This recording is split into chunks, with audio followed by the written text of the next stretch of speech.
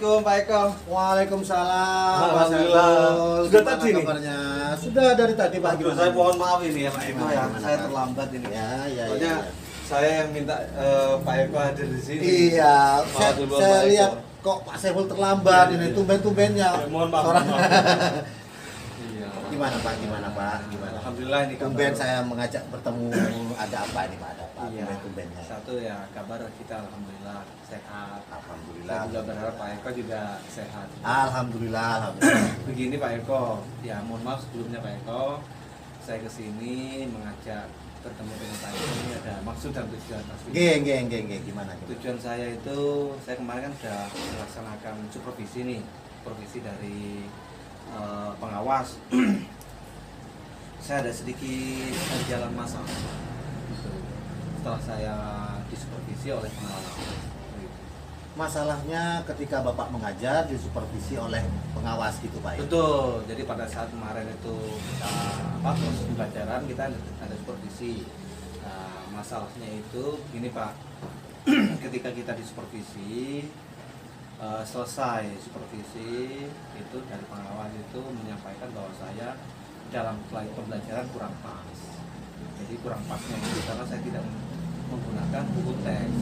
Padahal sekarang kita kan sumber belajar kan udah banyak Pak, Betul, bisa dari betul. YouTube, bisa dari internet, apalagi Sudah ada sumber. zamannya IT seperti ini, anak-anak juga bisa mengoperasikan.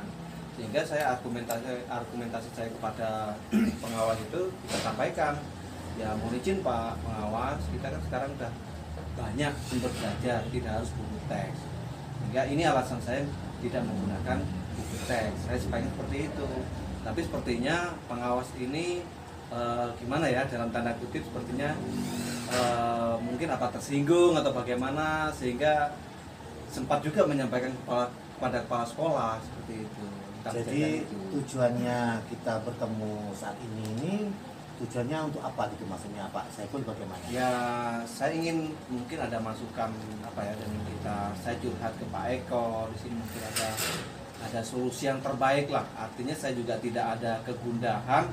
Wah, gimana nih kepala sekolah dan pengawas kok kayaknya gimana gitu, seperti itu Pak Eko. Betul. Selama ini sebelum bertemu dengan saya, Bapak sharing begini, apa sudah melakukan di dalam sebuah kegiatan pembelajaran sekolah ataupun di komunitas di dunia pendidikan, pastilah kita akan menemukan suatu permasalahan. Kita dihadapkan pada suatu masalah, suatu dilema di mana kita harus benar-benar tepat dalam mengambil suatu keputusan.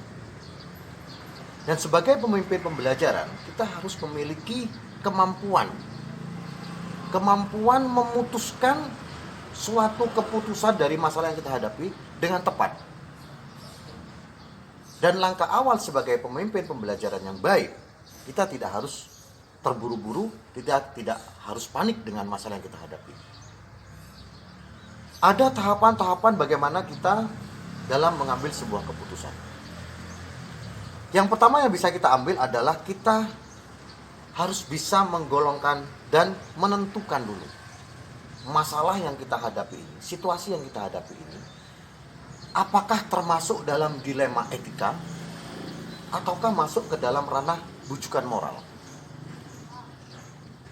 Di sini kita harus bisa menentukan situasi ini memiliki situasi benar lawan benar atau benar lawan salah. Setelah kita memahami masalah ini, baru kita bisa menentukan bahwa masalah ini masuk ke dalam ranah dilema etika atau masalah ini masuk ke dalam bujukan moral. Setelah kita bisa menentukan bahwa ini adalah masalah dilema etika atau bujukan moral, barulah kita bisa mengkategorikan masalah kita ini, kita golongkan, kita pisahkan, kita sesuaikan dengan 4 paradigma pengambilan keputusan. Dari 4 paradigma keputusan ini, kita tentukan mana yang sesuai dengan masalah atau situasi yang kita hadapi saat ini.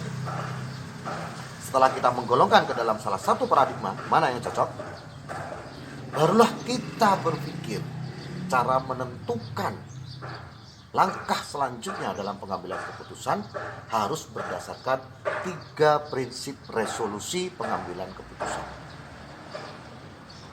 Dari sini kita harus benar-benar menentukan mana yang akan kita pilih dari ketiga prinsip ini. Karena ini berpengaruh kepada keputusan akhir yang akan kita ambil.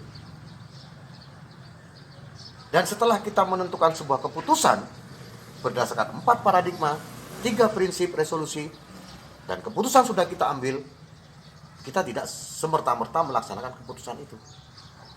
Keputusan itu harus kita uji dengan 9 langkah pengujian keputusan. Sebuah tujuan yang mulia, sebuah keinginan yang baik, tentunya akan lebih baik untuk disegerakan mungkin untuk dilaksanakan. Begitu pula dengan kemampuan dan ilmu yang sudah kami peroleh dalam program Guru Penggerak. Kami bertekad bersegera mungkin akan kami terapkan dan akan kami amalkan dan akan kami tularkan kepada rekan-rekan di sekolah kami terutama.